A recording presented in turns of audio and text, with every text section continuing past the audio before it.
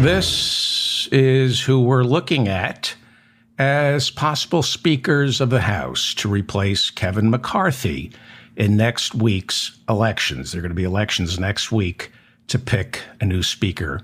Hopefully, we're looking at, who is it? Steve Scalise. He is the majority leader right now. He's from Louisiana. Jim Jordan from Ohio. Who else do we have? Okay, we're not going to do this. Here we go. Steve Scalise. Kevin Hern from Oklahoma. He is a conservative, and he is not too keen on funding Ukraine. A possible speaker, believe it or not, would be convicted rapist Donald Trump, although he says he's not interested. Marjorie Taylor Greene and Troy Nehls are going to nominate him for speaker. And Andy Harris, a Republican from Maryland, and that is who we're looking at. I'll have more on this momentarily. New Jersey Senator Bob Menendez and his wife go on trial in May 6, I believe. They've been indicted on charges of accepting bribes from the Egyptian government, as well as 3 New Jersey businessmen. New reports out this morning that back in 2018, the senator's wife, Nadine, struck and killed a pedestrian while she was speeding through the streets of Bogota, New Jersey. And it's pronounced Bogota, not Bogota. That I know. I'm from New Jersey. New video released shows the senator's wife sitting in her car for 7 minutes doing absolutely nothing while the pedestrian she hit bled to death. On video, you can see the police eventually arrive on the scene and fail to administer a drug or alcohol test. They call her a friend of ours and immediately determine she was not at fault. The pedestrian she killed ended up damaging her Mercedes. And according to these new indictments, 2 of the co-defendants in the trial, Wael Hanna and Jose Uribe, bought the senator's wife a brand new $60,000 Mercedes-Benz convertible in exchange for Senator Menendez's help in making a criminal prosecution disappear. That trial begins in May. President Biden on Wednesday announced that he will issue an executive order making $9 billion of student loans disappear. 3 months ago, the Supreme Court ruled that Biden's previous executive order, which forgave hundreds of millions of dollars in student loans, was unconstitutional because it would make people happy. During a White House announcement on Wednesday, President Biden outlined a series of administrative maneuvers he's implemented in the past 2 years that help millions of Americans pay off their loans and or lower what they owe. A lot of this has been done under the radar, but President Biden has succeeded. He's been trying his best to forgive as much as he can when it comes to student loans. With migrants coming over the border and then being shipped by Texas Governor Greg Abbott to sanctuary cities in places like New York and California, President Biden responded to what is becoming more of a political problem than an actual problem. He issued an executive order on Wednesday waiving 26 federal laws that will now make it easier to construct a worthless wall that will not keep migrants out of southern Texas. This is just a waste of money and a waste of energy. This fails to address the systemic problems causing migrants to flee their Central American countries, and it caters to the myth that these migrants are a problem as opposed to a gift that keeps our economy as well as our social safety net solvent. They should be welcomed into this country, not kept out. This is the mop-up for October 5th, 2023. I'm David Feldman. Please like this video so that I remain in your feed. And if you can, subscribe to this channel.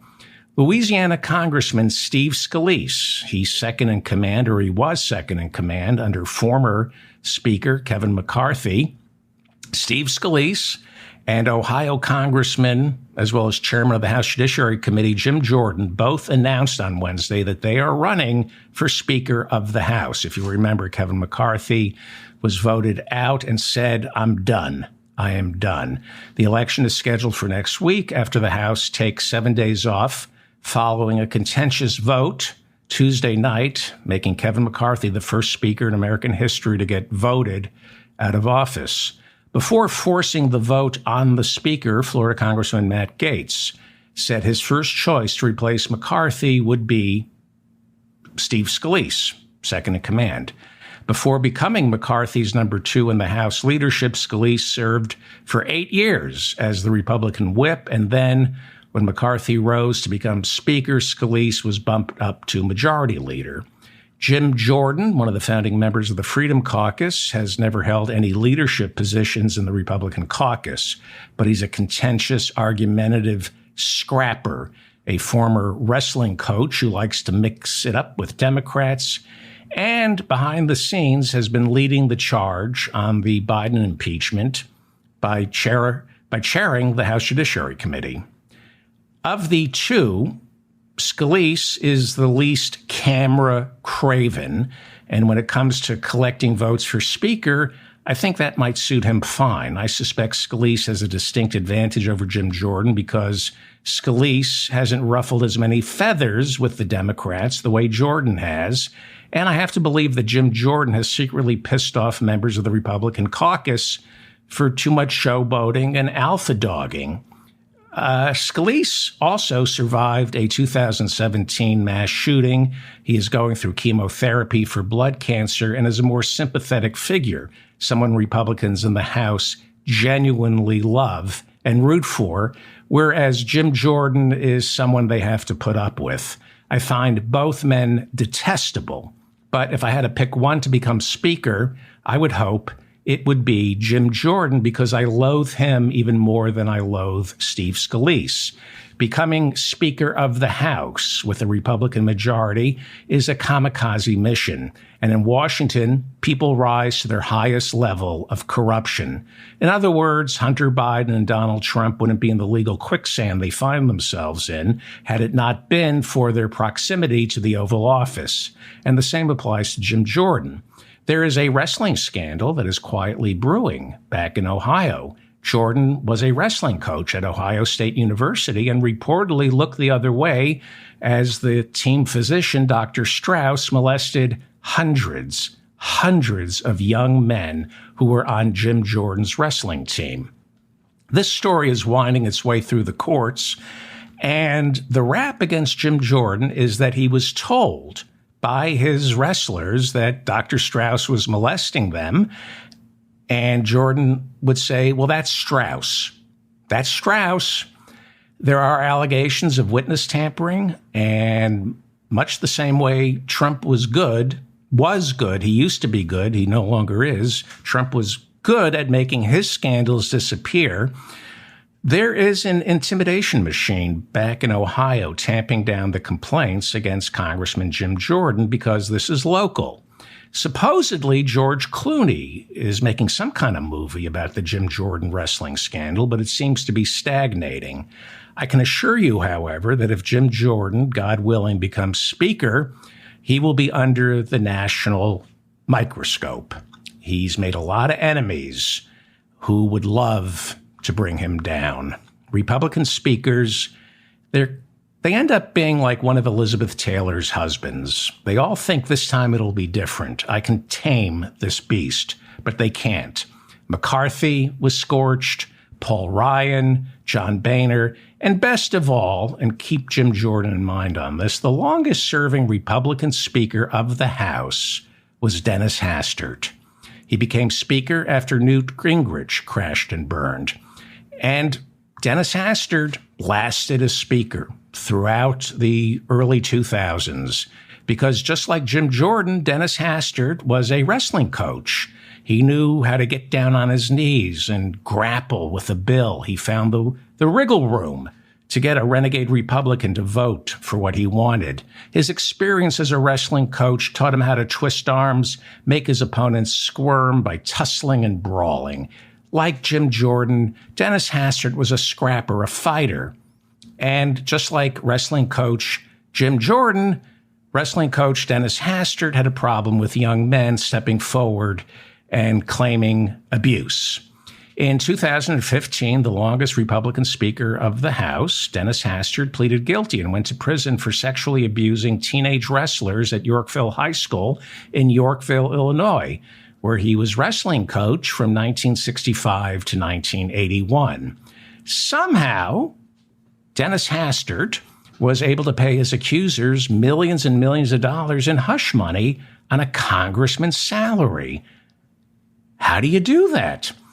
But eventually it all caught up with him. At Speaker Hastert's sentencing, Federal District Court Judge Thomas M. Durkin called him to his face a serial child molester, and Dennis Hastert said, "Yeah, I am." He did. He said, "Yes, I am." And off Dennis Hastert went to prison. He's out now.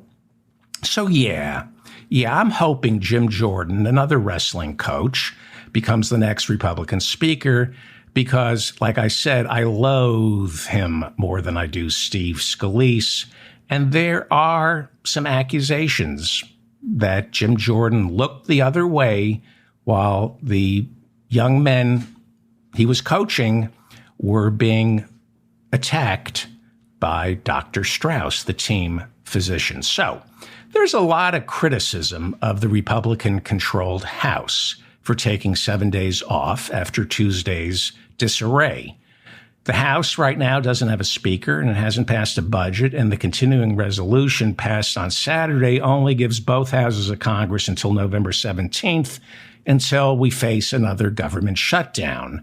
There is no speaker right now.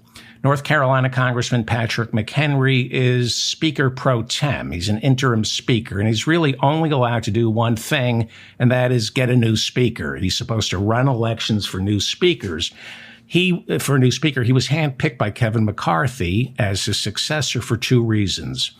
McHenry was loyal to McCarthy, but mostly because he's ineffectual. He wears a bow tie because he's weak and indecisive. Anybody who wears a bow tie is weak and indecisive. McCarthy, when he put McHenry on his short list to replace him, wanted someone only as a placeholder so that after McCarthy lost the vote on vacating the chair, he could run again for speaker without the guy who temporarily replaced him suddenly thinking he could do McCarthy's job. McCarthy didn't want someone to fill in for him and then decide, wait a second, I should run. But McCarthy, back in January, when he secretly picked McHenry, had no idea that after losing the vote to vacate the chair, he would also lose the appetite to deal with his fractious, ravenous Republican caucus. So McCarthy is just done. We think. You never know. We have a week to find out.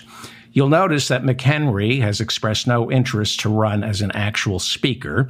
He is right now a caretaker who is not authorized to do anything. He can't push through the 8 remaining budget appropriations bills or figure out the supplemental funding for Ukraine.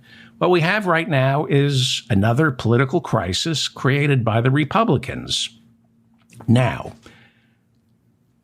this is important. 8 members of Congress brought the entire legislative branch to a halt. All it took was 8. The hateful 8. 8 lunatics who want to cut government spending by 30%. The hateful 8, as I call them, who want to cut funding for Ukraine. 8 lunatics who are so convinced they're on a righteous mission, they're willing to grind government to a halt. They actually think they have God on their side, or at least some of them do.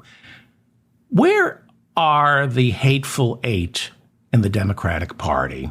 Where are the 8 lunatics in my party who are willing to throw themselves on the gears of the congressional machinery and demand student loan forgiveness, Medicare for all, universal daycare, free college tuition at public universities, public banking, passage of the PRO Act? I know I'm leaving something out, but our founding fathers left us with a government that doesn't belong to the people. It only belongs to the people who want it more than the rest. You have to want it more than anybody else does. The reason, for example, there's a social safety net in Europe. If you look at what's going on in Europe, they have a parliamentary system where governments are constantly on the verge of collapsing. And coalitions have to be forged, and small minority parties are able to make demands or the government collapses. And I think sometimes that's a good thing. Now, government funding doesn't collapse. The people who work for the government still get their paychecks in Europe, but the government collapses and they have to call new elections. So if we had a parliamentary system, the Freedom Caucus would be a party. They would not be Republicans. And in order for someone to emerge as speaker, or in a parliamentary system, a prime minister, they would have to forge coalitions with separate parties and then govern accordingly, keep them happy. So it would be nice if we're not going to become a parliamentary system. This Constitution is immutable. But we can have something resembling a parliamentary system if we had a caucus on the left inside the Democratic Party that was as strong and forceful as the Freedom Caucus, a caucus in the Democratic Party, and it only takes 8 votes right now. All it takes is 8 votes. A leftist caucus that is willing to act like a separate political party, same way the Freedom Caucus does, and threaten to shut down the legislative branch if they don't get what they want. Now, I don't support government shutdowns because that's cruel and it affects the 2 to 3 million people who work for the government, as well as the hundreds of millions of Americans who rely on our government.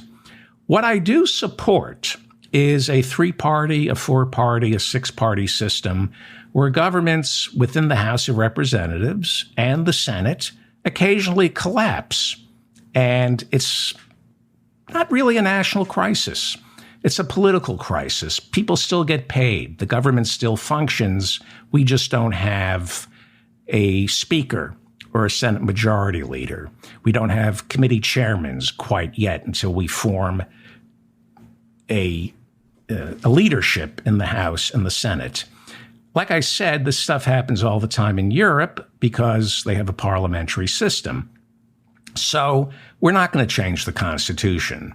But we do need to figure out a way to get something that resembles a parliamentary system by putting an end to the duopoly of just Democrats and Republicans. I have no idea how to do that. And I'm a guilty party because I never vote for third-party presidential candidates. I do locally, and that's how it should start. That's how we can get rid of the duopoly, by running third and fourth party candidates and voting for them. It's a little tough to do that when you're trying to get a president elected. So our Constitution allows for this. It allows for a quasi-parliamentary system. Quasi, I mean, the speaker isn't the prime minister, but the speaker could become, because Congress controls the purse. I'm going to get to this in a second, because this is, the Republicans have inadvertently taught the left a monumental civics lesson.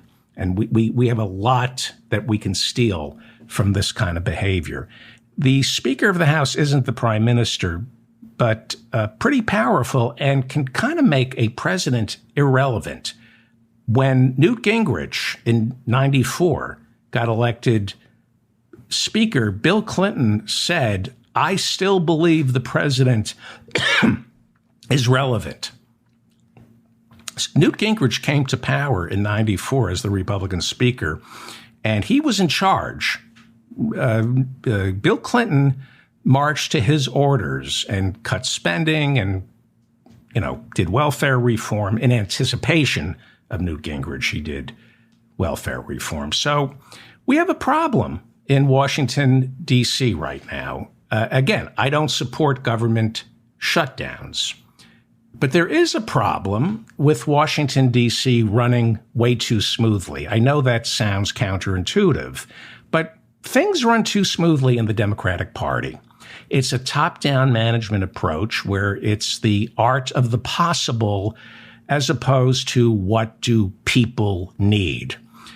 I watched Matt Gaetz holding up Congress, standing his ground on the floor in the service of the wealthy, and he was righteously accusing McCarthy of not cutting Medicaid or food stamps deep enough. Well, nobody in the Democratic Party seems to do the exact same thing for a cause that's actually righteous. If we learned anything about our system this week, it's that it's a lot easier than we imagined to get what you want if you want it badly enough. You just have to want it and believe you're on the side of righteousness. Look what 8 renegade Republicans accomplished. They toppled a speaker. Now, conservatively speaking, 100,000 Americans die each year because we don't have Medicare for all. We have so many underinsured Americans. We have people who have Obamacare, but they can't afford to use it. Imagine we had 8 Democrats who were willing to do what Matt Gaetz did. Now, I know there are millions of reasons not to do what Matt Gaetz did as a Democrat. I know if I went and spoke to Pramila Jayapal or, Ro Khanna or Adam Schiff or Katie Porter, they would all tell me, yeah, it's a good idea in theory, but here are the reasons it's not a good idea to do it. I remember when Pelosi took back the speakership and people were demanding to force the vote on Medicare for all. And the wrong people, in my estimation, were screaming for her to force the vote. Cooler heads prevailed. I remember that. And I'm guilty because I didn't trust the people who were saying force the vote on Medicare for all. I kind of kept my mouth shut and didn't bitch and moan about the squad. I made the mistake to believe this is not what adults do. And I just didn't trust the people who were screaming, force the vote. The wrong people were pushing for it. So at the height of the COVID epidemic, when, by the way, in a republic, you have to trust your leaders. You have to trust people to govern for you, and you have to find out where people you trust stand on issues. It's not good enough to believe we should force the vote on Medicare and force everybody, Democrat and Republican, to go on record as to where they stand on Medicare for all. You have to look at who's leading the push to force the vote. And if you don't trust those people, it's hard to support an idea if the wrong people are pushing for it. That's what happens in a republic. You rely on leaders, and the wrong people, in my estimation, were demanding that the squad force the vote. It was a lost opportunity. The right people should have been demanding that they force the vote. People we trust, right? Like Bernie, people we really trust should have been demanding that the House of Representatives force the vote, but they weren't. And so at the height of the COVID epidemic, when America saw that for-profit healthcare was killing us, it was undeniable. It still is undeniable. There was an opportunity to force Nancy Pelosi to vote on Medicare for all and get Congress to go on record, but cooler heads prevailed. They said, if you force the vote, it'll be defeated, and then you'll have to wait another 20 years to introduce Medicare for all. I think with the right people leading the push for Medicare for all, look how many times the Republicans voted on getting rid of Obamacare. Like 100 times, but they kept forcing the vote on getting rid of Obamacare. Why can't we get the Democrats to relentlessly introduce Medicare for all? Where are those Democrats? We were told now is not the time. You're being impulsive. Well, it's never the right time to do the righteous thing. That's what they told Dr. King. It's what they told President Johnson when he passed the Civil Rights Acts of 64 and 65, when he passed Medicare and Medicaid. It's too soon. It's too soon. You're being rash, impetuous. Slow it down. I can assure you, however, that if there were 8 legitimate Democrats, people we trust, with a ringleader as impassioned as Matt Gaetz, fighting for Medicare for all, willing to topple the speaker, to grind Congress to a halt, the same way Matt Gaetz has done, a lot of us would go, maybe he's right or she's right. They're not being adult. They're kind of childlike, but I think they're right. You know, the rap against the Republicans right now is they can't govern. And that may be true, but for a party that can't govern, they sure know how to get exactly what they want. Look at how right now, and we should be learning from them, look how they're defunding the war in Ukraine. Now, I'm not going to do a value judgment on them because their motives are not pro-peace, they're pro-Putin. But look at what they're able to do when it comes to defunding a war. Look at what they're showing us. It's a civics lesson in how much power Congress has, how much power either the Senate or the House of Representatives has. One house, either the House of Representatives or the Senate, can stop everything, like a war. You're seeing it right now. This is a good lesson to keep in mind next time we're stuck in a quagmire overseas and the peaceniks go, yeah, the war is wrong, but what can we do? What can we do? Well, you do what the Republicans are doing right now. Nancy Pelosi, by the way, was Speaker back when George W. Bush was fighting his illegal war in Iraq. And to Nancy Pelosi's credit, she voted against the war authorization for the war in Iraq. A lot of people didn't. She was wise. She was against the war in Iraq. Then she became Speaker, kind of running against the war in Iraq. 2006, she became Speaker. The war was still going. And at that time, she ran the House of Representatives, and she could have defunded the war that she was against and brought the troops home. So look at what is happening right now with the Republicans, how fearless they are. They want to defund America's involvement in Ukraine. It's a lot easier because we don't have troops on the ground, but I'll get to that in a second. But remember this moment right now. Next time we end up in a quagmire overseas fighting another senseless war. Study this moment. Study the Republicans. Never forget that the House of Representatives has the power of the purse. The president, with the War Powers Act, can start a war anywhere he wants, but it is Congress that funds it. If either the Senate or the House of Representatives refuses to pass a funding resolution for the war, war is over. Let me repeat this because we forget this. Elizabeth Holtzman remembered this when she introduced legislation to defund the Vietnam War. It was by then, the war was basically over. But there's a lot of power in Congress that they don't want us to know about.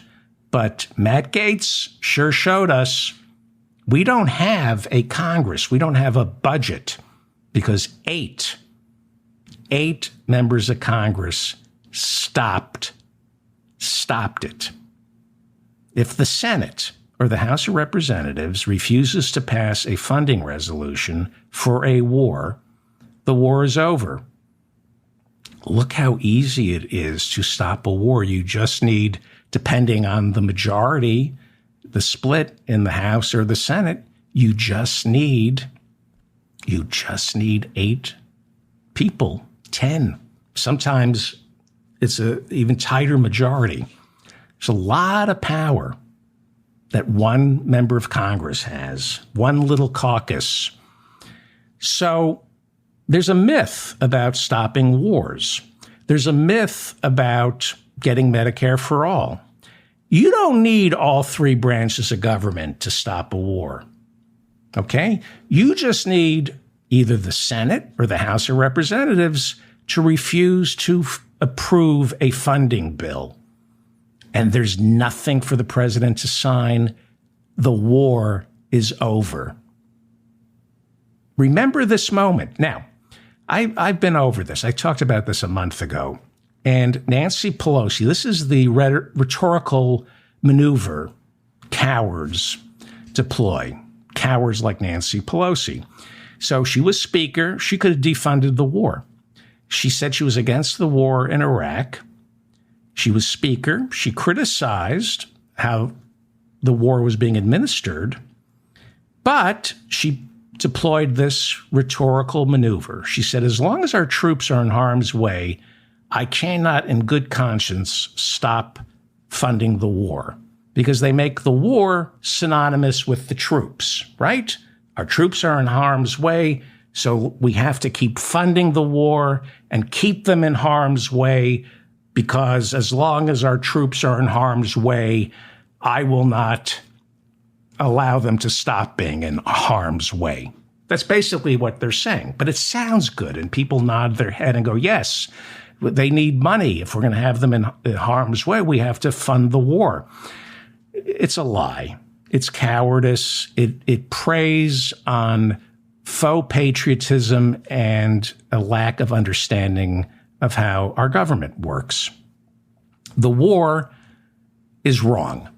All wars are wrong. And our troops, yes, are in harm's way. But if you stop funding the war, they are no longer in harm's way. As they say, period, full stop. The war is over. No money, no war. Period. That's how you end a war. Now, the war is wrong because all wars are wrong. If there is no money for the commander-in-chief to keep his illegal war going, what happens? The troops just sit there and get massacred? No. We put them on planes and they come home.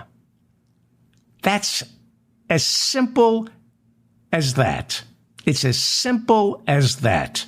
You cut the funding for a war, the generals say, okay, everybody, get on this cargo plane, you're heading home. You're no longer in harm's way.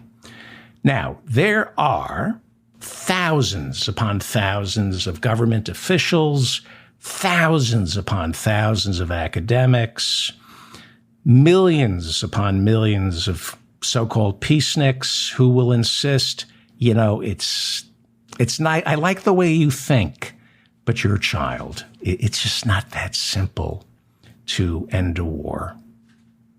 It's just not that simple. It's easier just to keep the war going. That's the right thing to do. You just can't unplug a war. That's not how it's done. Yeah, I noticed that's just not how it's done. It should be. I mean, Biden unplugged the war in Afghanistan. When you unplug a war, it's messy. When we unplugged Vietnam, it was a disaster. When we unplugged Iraq, when we unplugged Afghanistan, it was a disaster, and a lot of people died, but not as many people died as they would have if we didn't unplug the war. When you unplug a war, it's going to be messy, but not as messy as keeping that war going. Remember that. Remember that. You can stop a war. All you need is a handful of Congress members who are willing to block passage of the funding for it. I swear to you, it's that simple. It's that simple. Pay attention to the Republicans and Ukraine, okay?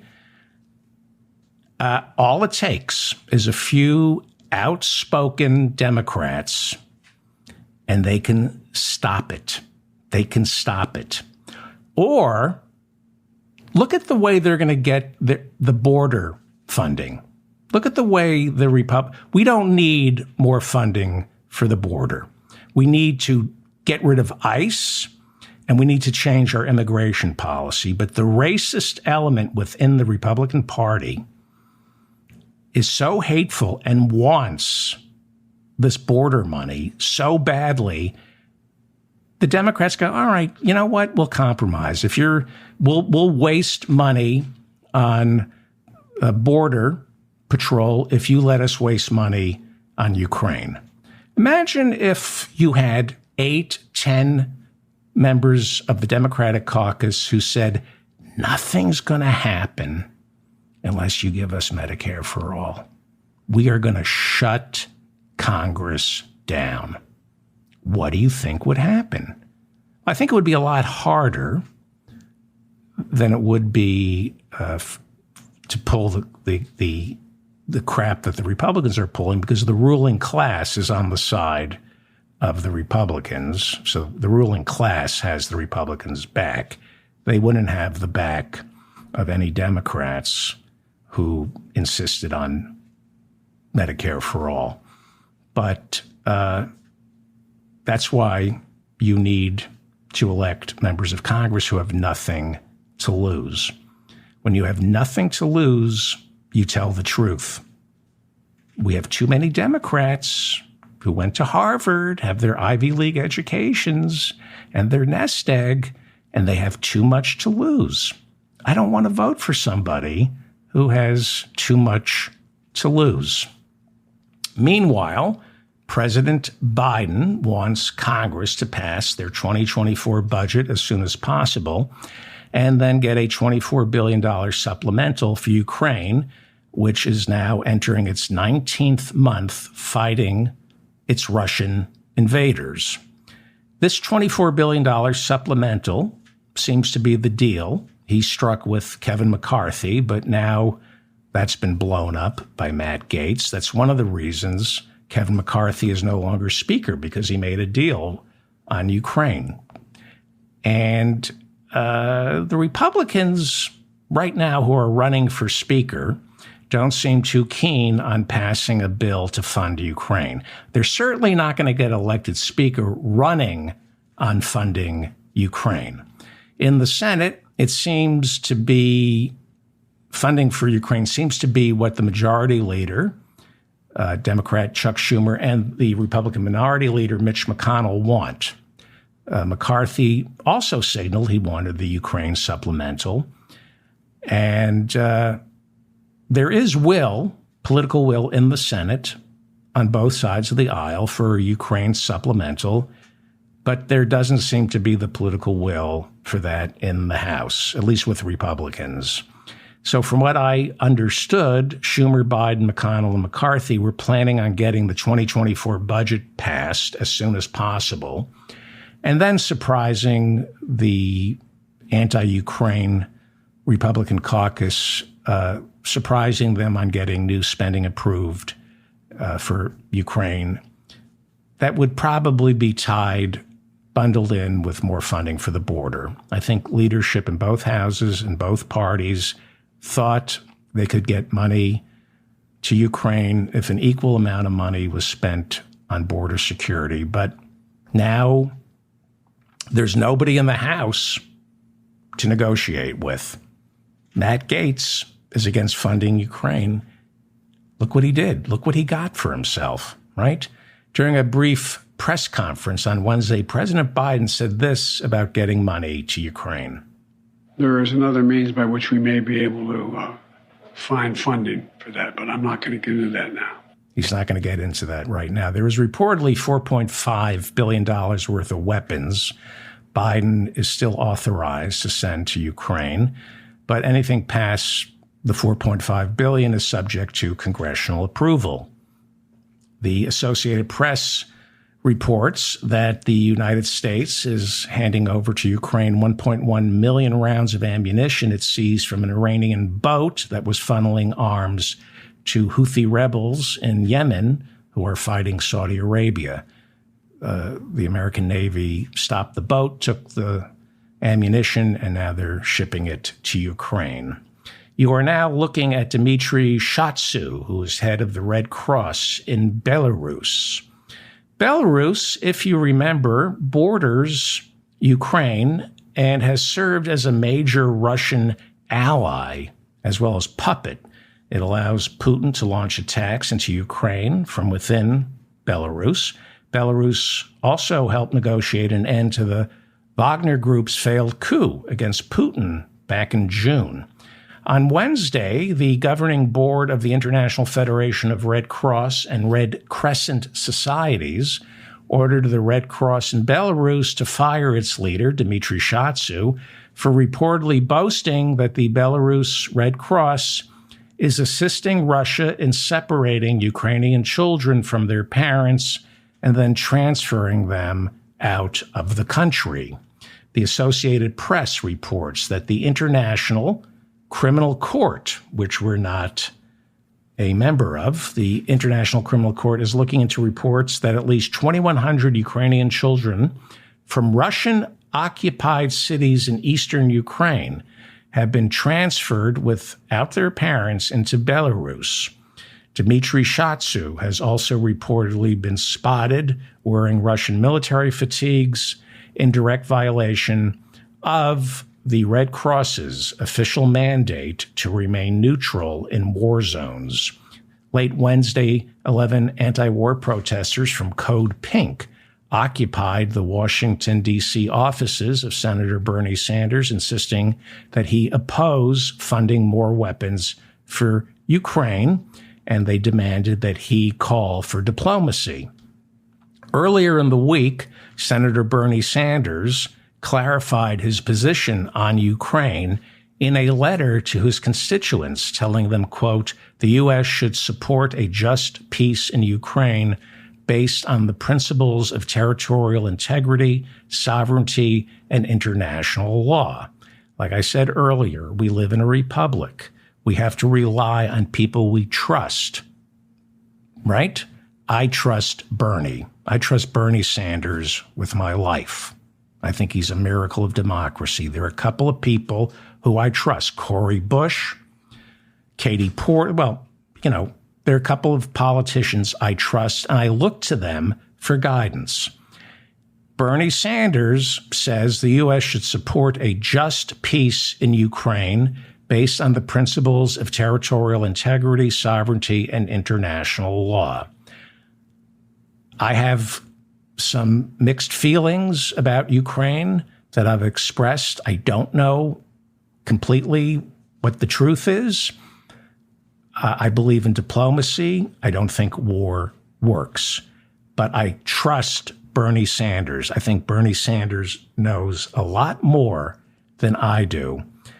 And his position is the U.S. should support a just peace in Ukraine based on the principles of territorial integrity, sovereignty, and international law.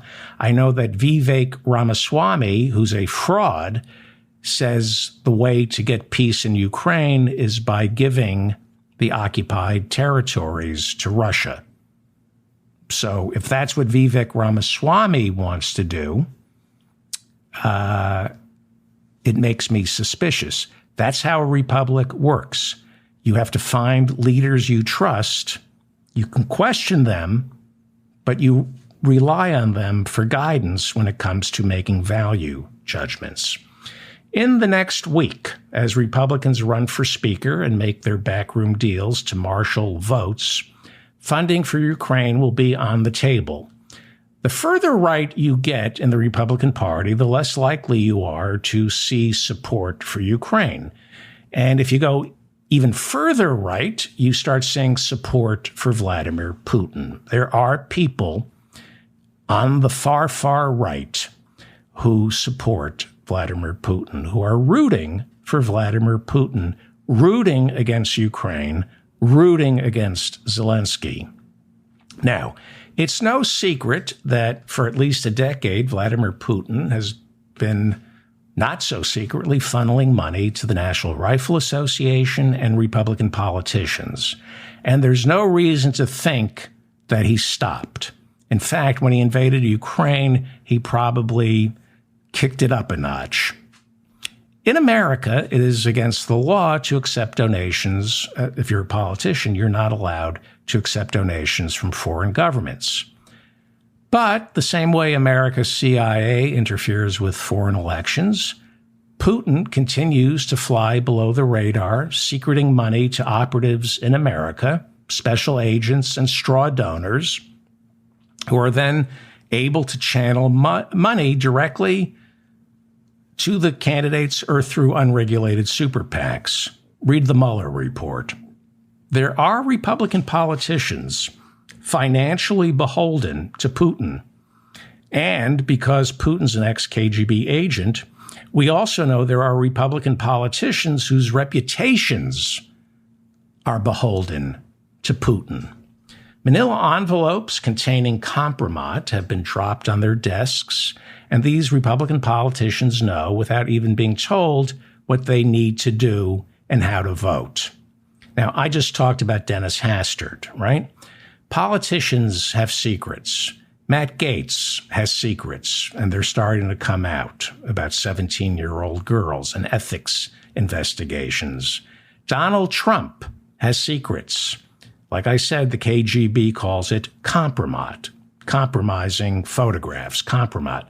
You can get a politician to pretty much do anything for free if you hand them a manila envelope containing photographs and then threaten to hand the same manila envelope over to a news organization or a spouse, right?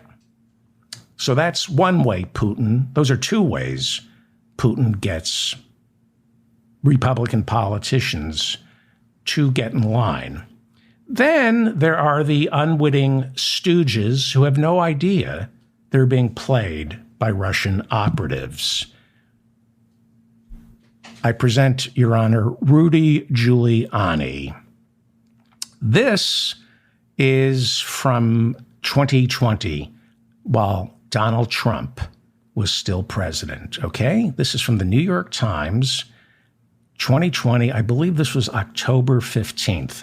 And this information came out of Donald Trump's intelligence agencies, not Obama's. This came out of Donald Trump's intelligence agency. Headline: Trump said to be warned that Giuliani was conveying Russian disinformation. President Trump shrugged off the warning from his intelligence agencies, officials said. Okay? Again, this isn't Crossfire Hurricane. This is, that was the FBI investigation in 2016 that the Obama administration agreed to launch, looking into Russian influence in the Donald Trump campaign. This is October 15th, 2020, right? This is Donald Trump was president. Headline from the New York Times: the intelligence agencies warned the White House late last year, that would be 2019, that Russian intelligence officers were using President Trump's personal lawyer, Rudy W. Giuliani, as a conduit for disinformation aimed at undermining Joseph Biden Jr.'s presidential run, according to 4 current and former American officials. Okay, more from the New York Times. The agencies imparted the warning months before, disclosing publicly in August that Moscow was trying to interfere in the election by taking aim at Mr. Biden's campaign, the officials said. Mr. Trump and Mr. Giuliani have promoted unsubstantiated claims about Mr. Biden that have aligned with Russian disinformation efforts, and Mr. Giuliani has met with the Ukrainian lawmaker whom American officials believe is a Russian agent. Okay? This is not just the New York Times. I'll get to that in a second. Here we go. Robert C. O'Brien, the National Security Advisor, that would be Robert C. O'Brien, who was appointed by Donald Trump, okay? Robert C. O'Brien, the National Security Advisor, presented the warning about Mr. Giuliani to Mr. Trump in December. 2 former officials gave conflicting accounts about its nature. One said the report was presented to Mr. Trump as unverified and vague, but another said the intelligence agencies had developed solid and credible information that Mr. Giuliani was being, quote unquote, worked over by Russian operatives. So we're not talking about money or compromat. We're talking about Russian operatives seeing Rudy Giuliani and going, oh, a useful idiot, a stooge. We don't have to give him money. We can just manipulate him from the Washington Post, October 15th, 2020. White House was, again, this isn't the Obama administration. This is when Trump was president. White House was warned Giuliani was target of Russian intelligence operation to feed misinformation to Trump. Okay, more from the Washington Post. The warnings to the White House, which have not previously been reported, led National Security Advisor Robert O'Brien to caution Trump in a private conversation that any information Rudy Giuliani brought back from Ukraine should be considered contaminated by Russia, one of the former officials said. Okay. And the article continues. The message was, do what you want to do, but your friend Rudy has been worked by Russian assets in Ukraine, right? Rudy was going to Ukraine to dig up dirt on Hunter Biden, and he was getting worked over by Russian assets who were living and working in Ukraine. Officials wanted to protect the president from coming out and saying something stupid, particularly since he was facing impeachment over his own efforts to strong-arm Ukraine's president into investigating the Bidens. More from the Washington Post. But O'Brien emerged from the meeting. O'Brien would be the national security advisor appointed by Donald Trump. O'Brien emerged from the meeting uncertain whether he had gotten through to the president. Trump had, quote unquote, shrugged his shoulders at O'Brien's warning, the former official said, and dismissed concern about Rudy's activities by saying, "That's Rudy. That's Rudy." Like Jim Jordan said about Dr. Strauss molesting the wrestlers. That's Strauss. That's Rudy. Right? Very forgiving. That's Rudy. That would be like a good sitcom. That's Rudy. That's Rudy. Well, Rudy Giuliani owes at least $3 million in unpaid legal fees. So imagine, if you will, the idiot lawyer who filed this case on behalf of Rudy Giuliani on Wednesday. Now, Hunter Biden is suing Rudy Giuliani because Rudy in 2020 got his hands on Hunter's laptop and violated the Digital Privacy Act by leaking the contents of that laptop to the New York Post. And so Rudy's being sued for that. So Rudy is countersuing the Biden family. Rudy is suing the President of the United States for defamation, claiming Joe Biden defamed Rudy's reputation during the 2020 presidential debates when Biden, then candidate Biden, referred to Rudy Giuliani as a Russian pawn. Now, where did Biden get that information, do you think?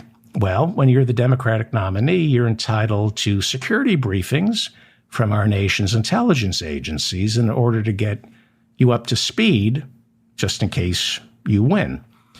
So he knew that Rudy was a pawn. And here's the point. I'm amazed that a lawyer, one of the lawyers is in New Hampshire, and I saw a picture of him, and he looks just as bedraggled as Rudy does. You know you're not going to get paid, and it's not like it's a resume builder. Here's the point, okay? Rudy doesn't like being called a Russian pawn because he doesn't know that he's a Russian pawn.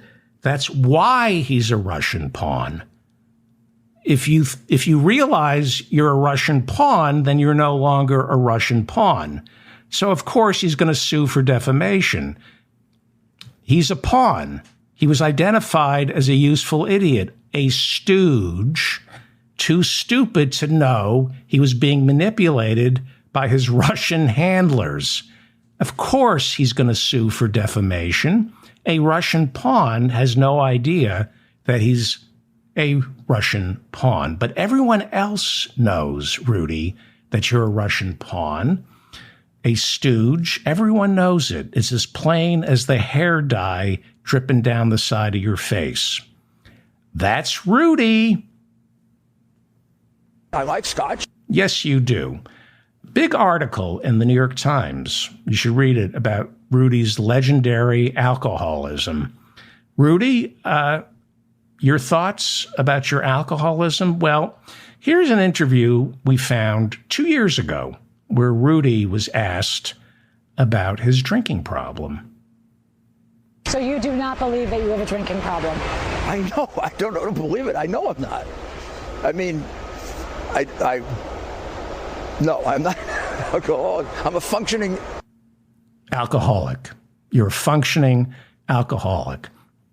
Actually, you're not functioning. You're just an alcoholic, which is precisely why you were identified by Russian intelligence, as well as Donald Trump, as an asset. And most importantly, you work for free. You're really valuable and cost effective. That's the great thing about people like Rudy. They don't know they're Russian assets. They don't know. They don't know they're being used by Putin. They don't know they're being used by Donald Trump. Rudy thinks there's a pot of gold at the end of this rainbow of lies. There isn't, Rudy. There's just bankruptcy and jail time. You've been played. You were played by Putin and you were played by Trump, who played you were played by Putin, who played Trump, who whatever. You were taken advantage of because you're drunk, you're a racist, you're belligerent and stupid. Your brain cells have been rotted, not by alcohol, but the racism. I have some people I know, people who I thought were my friends, and racism is like alcohol. It rots the brain. It destroys brain cells, which means the racism gets worse. So that's one type of Republican. And then there are the far-right Republicans, the far, far, far right Republicans who don't need money from Putin. They don't need to be shown any compromise in order to support Putin. They don't need a Russian handler to trick them into supporting Putin. I'm talking about the true believers in the Republican Party who just love Vladimir Putin. I know it's hard to believe, but there are far, far right Republicans who love Putin. Why? Because he's white, because he's white, and because he's white. And Russia is sort of in Asia. So they like the idea of a white guy in Asia. He's Christian. He's a check on China's expansionism. He's a hardliner on social issues like same-sex marriage. And most importantly, he's an authoritarian who rules with an iron, tiny fist, cracking down on press freedoms, protesters, and democratic institutions within his own country. And he's militaristic.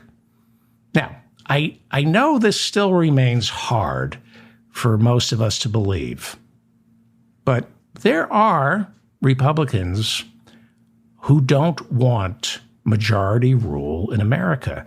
They don't want democracy. They don't want a republic. They have so much contempt for humanity that they don't think humans can or should govern themselves. They are fascists. They are fascists. And this is not something new in America. The fascist strain has been with us since the late 1920s. It's hard to accept because they disguise their intentions. And by the time you realize what you're up against, it's often too late. Trump, for example, is a fascist. His bone-chilling behavior this week, holding press conferences right in front of the courtroom doors where his civil trial for fraud was going on, this is not normal. It's unacceptable. I've never seen anything like this before. It's beyond intimidation. This is a level of threat that you wouldn't even see from John Gotti. I've never seen anything like this. And I was talking to my sister. I've always hated Donald Trump, but watching him doing these little mini press conferences outside the courtroom doors, I have never hated him as much as I did when he was standing outside the courtroom doors, insisting that Mar-a-Lago was worth $2 billion and threatening. He is a rapist. And you see it. That is the behavior of a rapist who refuses to take no for an answer. There are 30 credible sexual assault allegations against Donald Trump. And E. Jean Carroll, back in May, won her civil suit against him. He has to pay her $5 million for defaming her. And the jury ruled that he raped her. And the judge twice has put into writing, you raped her. And he's got another trial the day that the Iowa caucuses are held in January of 2024. E. Jean Carroll is suing him again for defamation. It's a second lawsuit, which he's already lost. The judge has said, no, you raped her, and then you defamed her again. So this trial is just to determine the damages. He's a rapist. Donald Trump is a rapist. Watch the way he stands in front of the courtroom, refusing to take no for an answer, insisting that his properties are not overvalued. Who in their right mind would believe that Mar-a-Lago is worth $1 billion or $2 billion? He doesn't believe it. He signed the documents with the Palm Beach tax assessor saying that Mar-a-Lago is worth roughly $20 million. I have never hated Donald Trump as much as I hate him now. He is the worst human being. I knew this when I was growing up because he evicted so many people. He is completely out of control. And I am stunned that he's not behind bars right now, the same way Sam Bankman-Fried, the cryptocurrency charlatan, is behind bars for violating gag orders, witness tampering. If you don't behave, if you're facing a criminal trial, 4 criminal trials, and you're behaving the way Donald Trump is, there's no way a judge isn't going to put you behind bars. He belongs in jail now. He was booked in Fulton County Jail, right? We're told everybody in Georgia is entitled to a speedy trial. Well, all the guys in Fulton County Jail, a couple thousand people living in Fulton County Jail, half of them, according to the ACLU, have not had a trial yet or been charged or indicted. They're just being held in the jail with no habeas corpus. They lock up, and the other half are awaiting trial, but they're deemed dangers to the community, so they're locked up before they're found guilty. That's how we do things here in America. You're innocent till proven guilty. But when you're awaiting trial, if you can't behave, we lock you up. Anybody else, if they did what Donald Trump did, anybody else would be locked up for this kind of behavior. I've never seen anything like this before.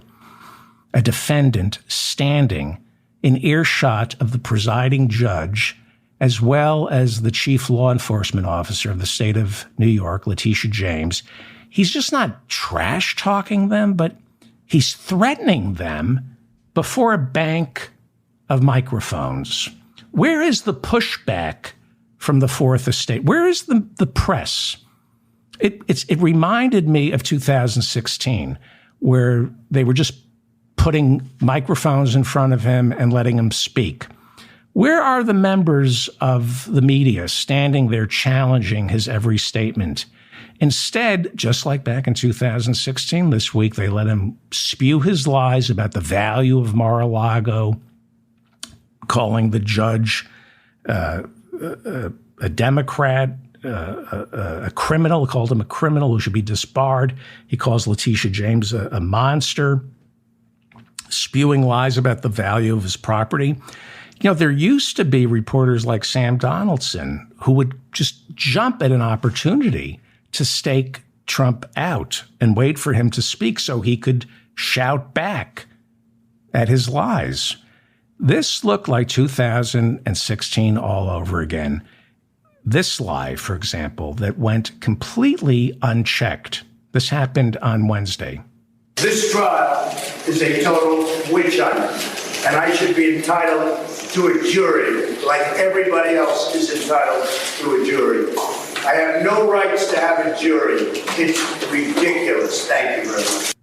Where's the media? Where is the reporter shouting out, Donald, this is what you agreed to? You requested a bench trial with just a judge deciding. That's what your lawyer asked for because you're terrified of a New York jury. You don't trust the people of New York because we, the people of New York, know exactly who you are. So you know we know who you are, and you decided you'd have a better shot with a bench trial, just one judge who you can stink eye, instead of 12 New York jurors who are all related to someone you evicted.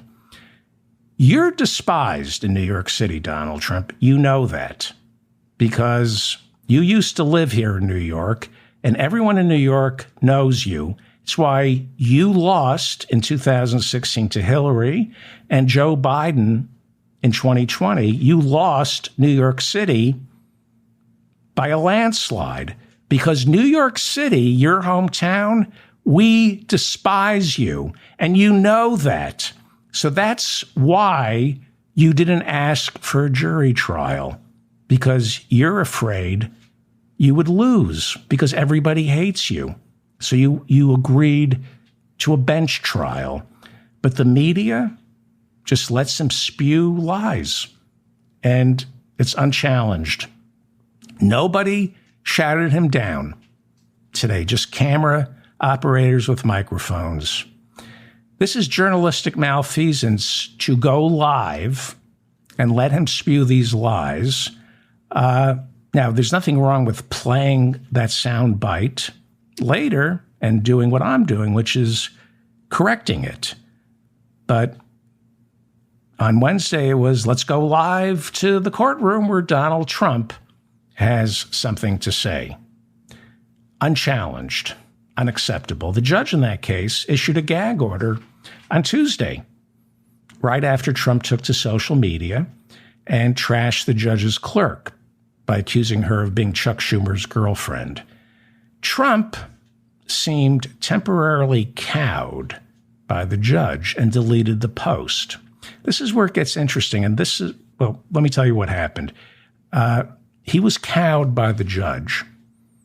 And the next day he was back at it. On Wednesday, he trashed.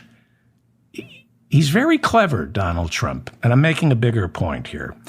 So the judge said, you can't trash anybody who works in my courtroom. So the next day, Donald Trump trashed the New York Attorney General, Letitia James. He called her corrupt and guilty of fraud. But he knows how to parse his words, and he obeyed the specifics of Judge Arthur Engoron's gag order, prohibiting Trump from trashing any employees of the court. So Trump technically obeyed the gag order. And what does that mean? Well, it means he knows how to parse his words. It also means he's afraid. He's afraid. It's a lot of bluster, but he obeyed the judge. You know, a lot of us see him and think, nothing can stop him. Yeah, something can stop him. Now, I'm sitting here in the safety of my bubble. I'm not law enforcement. So take what I'm about to say with whatever. This judge here is 75 years old, and he's a bit of a goofball. He likes to fool around. He thinks he's funny. Trump doesn't think he's funny. Very disgruntled. Trump on Wednesday was throwing his arms up in the air. It was like he was watching me do stand-up. And this judge is 75, and he tries to present himself as a soft touch. And that's just the type of guy who's going to lock Trump up for violating a gag order. I don't know. Now, Trump left. He flew back to Florida. So he's not going to be showing up at this trial. But this trial is going on till December. And it's going to be death by thousands of cuts. The testimony is damnable. It just exposes Donald Trump as a fraud. Think about this for a second. I have no money, but I can assure you what little money I have in my checking account, if somebody accused me of not having any money, I wouldn't be defending my honor, right? If you had $1 billion, if you had $100,000 and people were accusing you of having no money, would you take it personally? If you have the money, what do you care? In fact, if you have a lot of money, you want people to think you don't have any. They don't ask you for help, and you don't want the government, you don't want the tax assessor to come for you. Only a pretender would stand in front of a bank of microphones and insist Mar-a-Lago is worth $1 billion. A fraud, which is what he's on trial for. It's a lot of bluster, and, he's just begging to be locked up. He's a sociopath, and he's begging for discipline. Children beg to get in the corner. There's order in the universe when you say you misbehave, go stand in the corner, and the kid goes, oh, there's order in the universe. There's no order in Donald Trump's universe because nobody ever made him stand in the corner. I'm telling you, this guy needs one night in jail. One night in jail. Like I said, Sam Bankman-Fried, the cryptocurrency charlatan, he's behind bars right now during his trial for doing far less in terms of violating a gag order, for witness tampering. Donald Trump never spent one night in jail. Not one. Let him spend one night in jail and watch how he breaks. One night. One night in jail. Here, Donald, here's what one night is like. Now imagine 10 years in prison. Changes a guy pushing 80. Terrifies him. And he'll break. He really will. He will break. This is a guy who has never spent a night in jail. No one ever said to him, go stand in the corner. One of these judges, now this is a civil lawsuit, so Donald Trump isn't facing prison. He's just facing more and more humiliation. One of these judges in the 4 criminal trials, and I think it's Tanya Chutkan in Washington, D.C., because the special counsel, Jack Smith, is asking for a gag order. The hearing, I believe, is either October 15th or October 16th. And there'll be other judges who are going to issue gag orders because he's out of control. And one of these judges is going to have to lock him up for at least a night. Now, again, I'm sitting in a bubble. I'm not law enforcement. I'm not a judge. You lock him up, does it make him a martyr? That's what people are afraid of.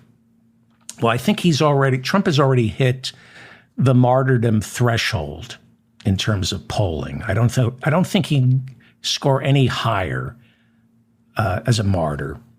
There's no way other than down for Donald Trump. People have made up their minds on Trump. And seeing Donald Trump sitting in a jail cell, that'll make him look weak, especially to the people who vote for him because they think he's a strong man. How will his supporters act? That's what a lot of my friends say. You lock him up, how will his supporters act? Well, again, I'm not in law enforcement, so it's not me holding the line. So I want to be extra careful here because I'm thinking of the 140 Capitol Hill police officers who had to go to the hospital on January 6th. So I don't mean to be glib here. How will his supporters react if he spends a night in jail? I think better we find out now while the FBI and the Justice Department answer to Joe Biden than 2 years from now, where we might end up with a repeat of January 6th. Again, I don't have to enforce the law, but it seems to me it's going to be a lot easier to lock Donald Trump up today than it will be tomorrow. If he continues to behave this way, with or without a gag order, he should be locked up for this intimidation. Put him behind bars for one night. He is the only person in American history, I believe, who has gotten away with this behavior while under 4 criminal indictments. And he's talking this way, threatening judges, prosecutors, with January 6th part of his record. Nobody, no other mobster, politician, corporate shyster ever behaved this way. Nobody in front of a courtroom, nobody talked about judges or prosecutors this way. Nobody would dare do that. And if they did, they'd be put in jail. This is the most disgraceful behavior I've ever witnessed this week. And it's the behavior of a rapist. It is the behavior of a rapist. And he's making a mockery of our justice system. Lock him up. Right now. Like I said, it will be easier to deal with the ramifications of locking Trump up today than it will be tomorrow. And I hate to sound smug because I'm not in law enforcement. But where I'm sitting, it's going to be easier now to deal with his imbeciles coming out of the woodwork. It's going to be easier now to deal with whoever's going to come out of the woodwork.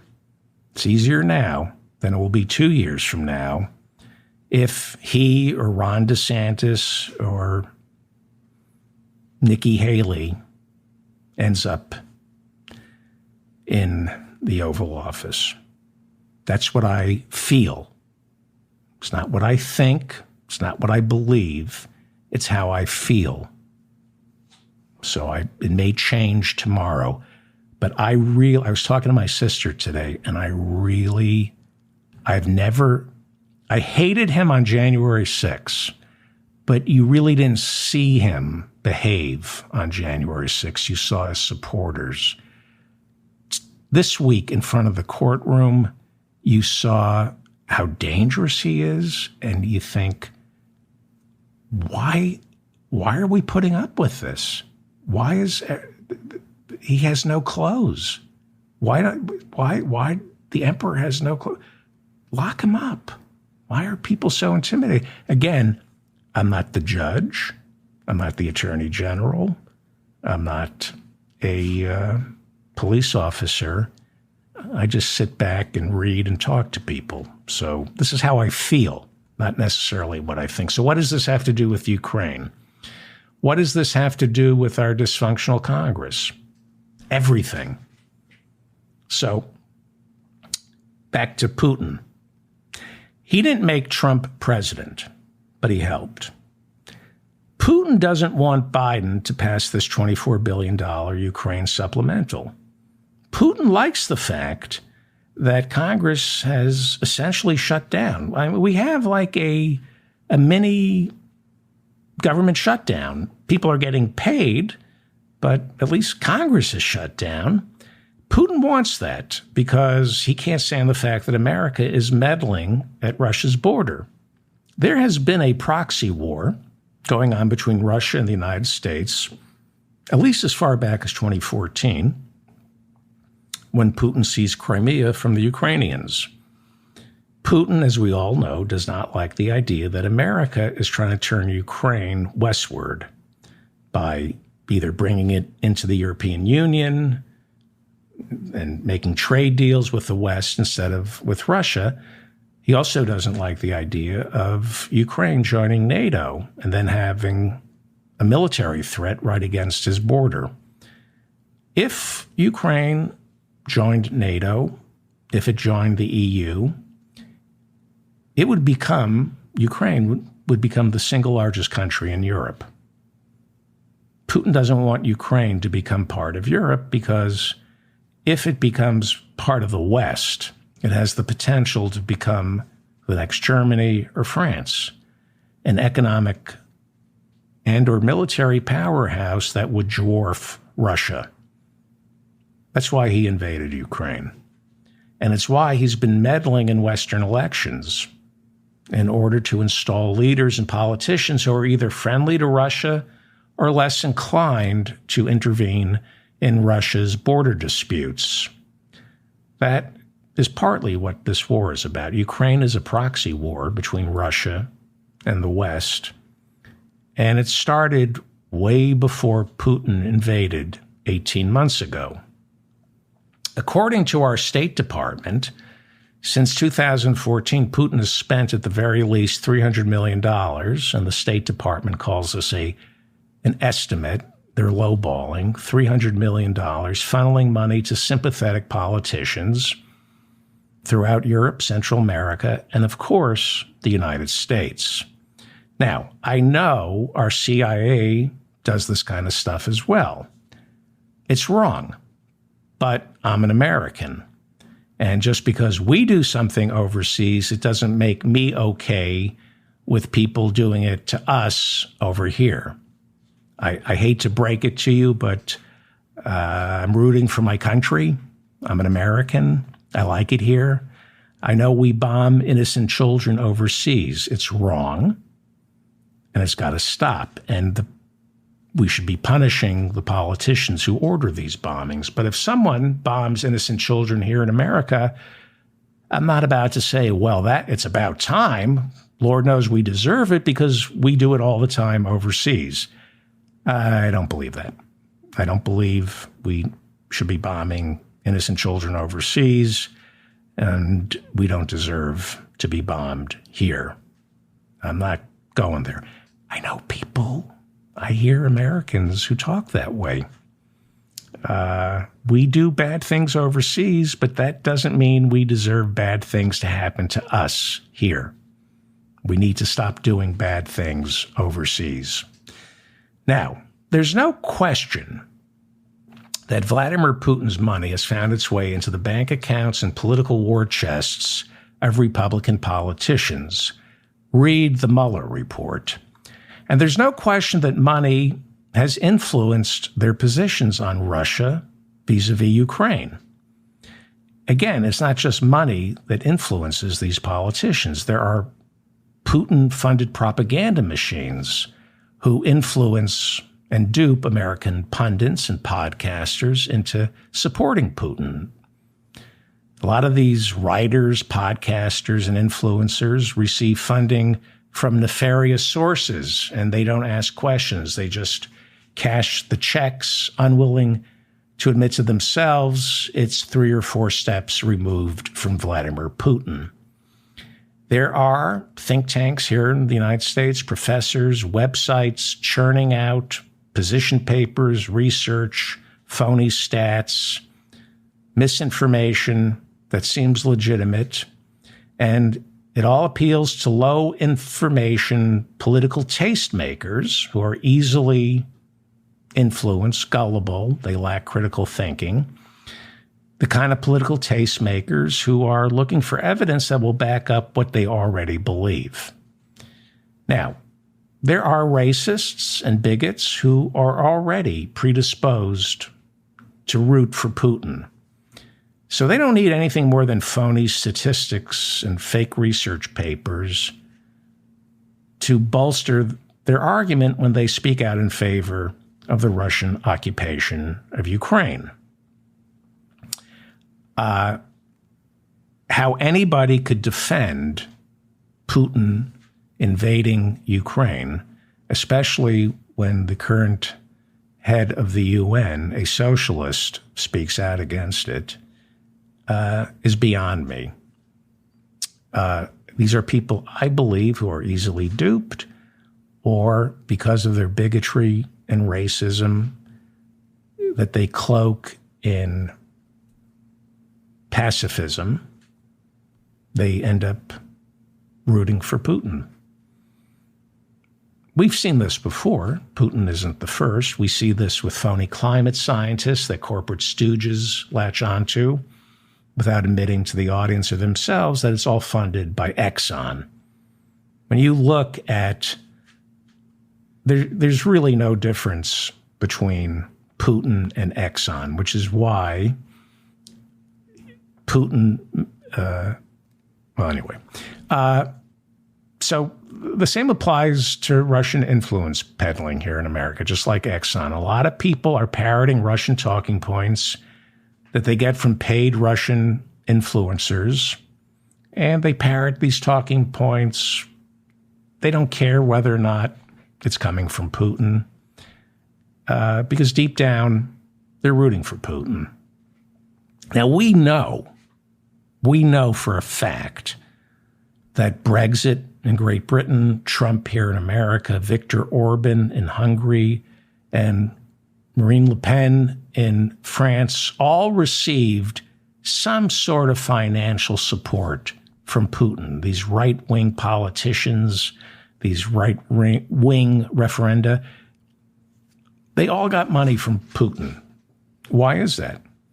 Because Putin wants to destabilize the West by cultivating other authoritarians who are sympathetic to his cause. He wants to cultivate isolationists and authoritarians. He wants a dysfunctional West because that gives Putin the room to control his borders and keep America, Germany, and Great Britain from meddling in both Russia's economy and his government. And he kind of got that. He's got that in Congress right now. This is exactly what Vladimir Putin wants. I'm not saying he's sitting there pulling the strings, but this is exactly what Vladimir Putin wants. The office of Speaker of the House of the United States House of Representatives is hereby declared vacant. Putin wants total dysfunction in Washington, D.C. Again, I don't believe he's sitting there pulling strings. He can barely pull the strings in Ukraine or with the Wagner Group. He's busy losing. I just think he's a contributing factor to the dysfunctions that we see in America. He's one of the many oligarchs who benefits when Washington, D.C. is unable to function. When Washington can't get its act together, that means there's no congressional oversight of our banks, our fossil fuel industry, big pharma that's supposed to be negotiating prices with Medicare right now. And of course, nobody's monitoring the health insurance companies. All these forces make money when Congress is shut down, not keeping an eye on them. When there's a government shutdown, which is not inconceivable past November 17th, when the government shuts down, as it has in the past, 90% of Wall Street regulators are sent home. So there's a war being waged by the Republican Party against our government. It's no coincidence they found a willing financial partner in Vladimir Putin. He's just another multi-billionaire who wants to destroy our nation's capital. That's all Vladimir Putin is. Just another guy with billions and billions of dollars whose life would be a lot easier if our government here in America didn't function. And then there's this guy, once again, Donald Trump, who also benefits from dysfunction in Washington, D.C. It is now becoming increasingly clear that Donald Trump left Speaker McCarthy dangling in the breeze on Tuesday, while Trump quietly sided with Matt Gaetz in burning down the House. It was a mini version of January 6th, a perfectly legal parliamentary maneuver where far-right Republicans blocked government from performing its constitutional functions. But it was legal. That's what Tuesday was. It was a mini January 6th. It was kind of like the Green Bay sweep. It's far-right Republicans who hate Washington grinding the wheels of government to a halt by any means necessary. This time around, much like the Green Bay sweep, perfectly legal. Find the loopholes in our Constitution and turn off the lights. Many of the same people who didn't want a continuing resolution or wanted to get rid of Kevin McCarthy are the same people who were not so secretly cheering on the January 6ers.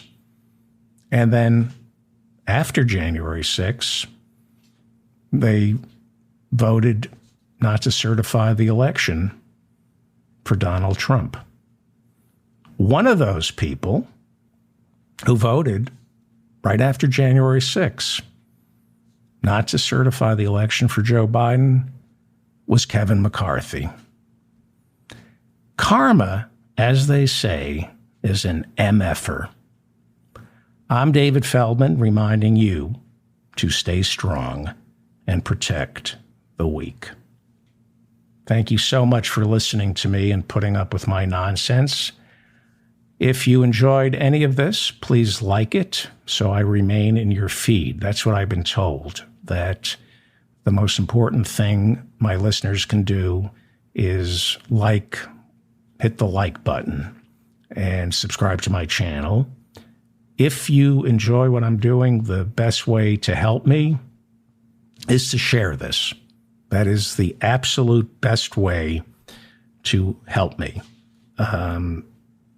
Nobody is helping me other than Robert Smigel and Sam Seder.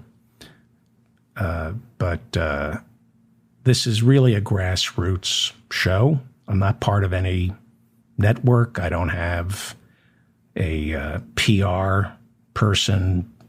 This is just for the listeners. And so the best way to help me is by sharing this with as many people as you possibly can. So thank you for doing that, because I know some of you are. I also rely on your comments.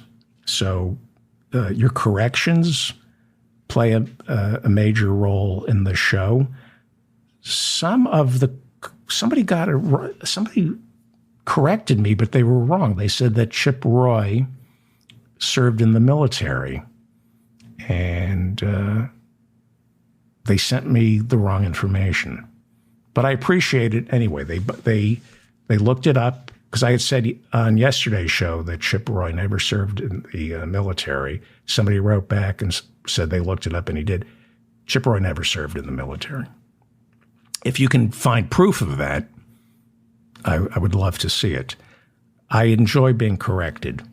There's some stuff I'm talking about that is way out of my pay grade.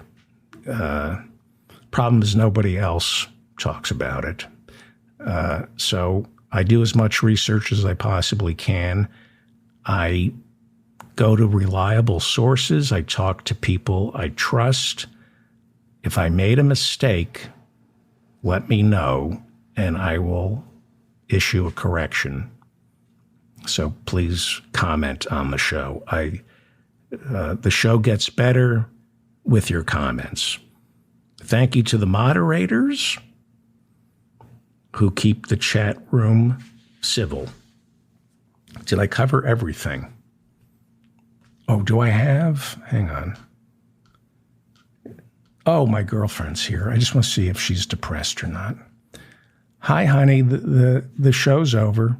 Yay. Okay, she's been very, very sad lately. I'm worried she's going to leave me. I'm all done, and I think I'm ready to crawl into bed with you. Yay. Okay. And I think I'm feeling kind of frisky, and I may wear my Speedo and brush my teeth and put on the riding boots. Yay. Okay. So do you love me? Do you love me? Nay. Did you just say no, that you don't love me? Yay. Well, do you want me? Do you want to break up with me? Yay. All right. She's going through something. It's not easy to be in a relationship with me. All right, honey, I'm going to just figure that you're not in a good mood and that you really don't mean what you're saying. Uh-oh. Yay. Okay. I love you. Yay. No, I just want you to know I love you. Yay. Is there anything you want to tell me? Because I really, really, really love you. Is there anything you want to tell me? Nay. Okay. Relationships are hard. I'll see everybody tomorrow. Bye. Show's over. Yay.